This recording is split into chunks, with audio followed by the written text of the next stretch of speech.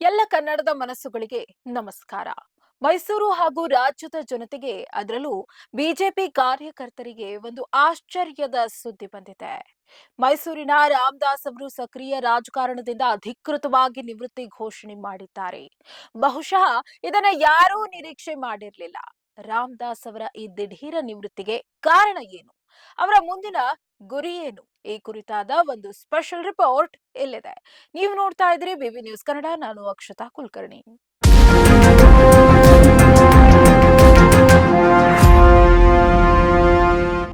ಮೈಸೂರಿನ ರಾಜಕಾರಣದಲ್ಲಿ 3 ದಶಕಗಳಿಗೂ ಹೆಚ್ಚು ಕಾಲ ಸಕ್ರಿಯರಾಗಿದ್ದ ಹಿರಿಯ ಮುಖಂಡ ಮಾಜಿ ಸಚಿವ ಎಸ್.ಎ. ರಾಮದಾಸ್ ಅವರು ಚುನಾವಣಾ ರಾಜಕೀಯಕ್ಕೆ ಅನಿರೀಕ್ಷಿತವಾಗಿ ವಿದಾಯ ಹೇಳುವ ಮೂಲಕ ಅಚ್ಚರಿ ಮೂಡಿಸಿದ್ದಾರೆ.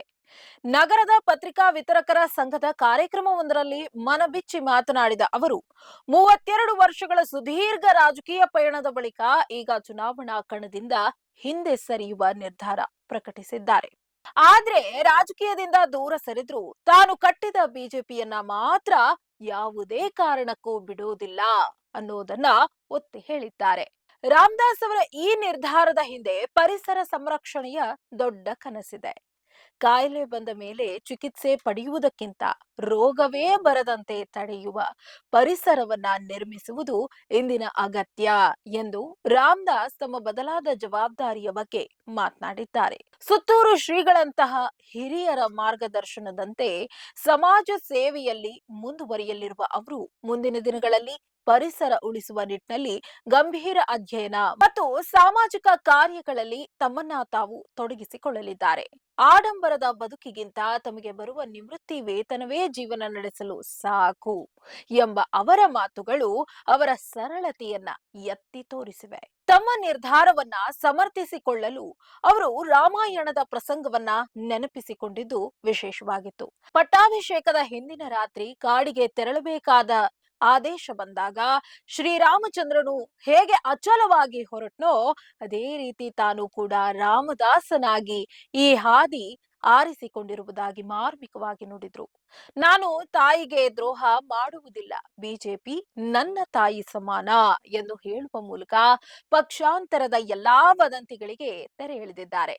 ಸೈನಿಕನ ಮಗನಾಗಿ ದೇಶ ಸೇವೆಯ ಕನಸು ಕಂಡಿದ್ದ ರಾಮದಾಸ್ 1994ರಲ್ಲಿ ಮೊದಲ ಬಾರಿಗೆ ಶಾಸಕರಾಗಿ ಆಯ್ಕೆಯಾದಾಗ ಅವರ ಪೋಷಕರು ನೀಡಿದ್ದ ರಾಜಕೀಯದಲ್ಲಿ ಶುದ್ಧವಾಗಿರು ಎಂಬ ಕಿವಿ ಮಾತನ್ನ ಇಂದಿಗೂ ಪಾಲಿಸಿಕೊಂಡು ಬಂದಿರುವುದಾಗಿ ಹೆಮ್ಮೆಯಿಂದ ಸ್ಮರಿಸಿದ್ದಾರೆ. ಒಮ್ಮೆ ಪ್ರಧಾನಿ ಮೋದಿ ಅವರು ಮೈಸೂರಿಗೆ ಬಂದಿದ್ದಾಗ ರಾಮದಾಸ್ ಅವರ ಬೆನ್ನಿಗೆ ಗುದ್ದಿ ಆತ್ಮೀಯವಾಗಿ ಮಾತನಾಡಿಸಿದ್ದು ಇಂದಿಗೂ ಜನರ ನೆನಪಿನಲ್ಲಿದೆ.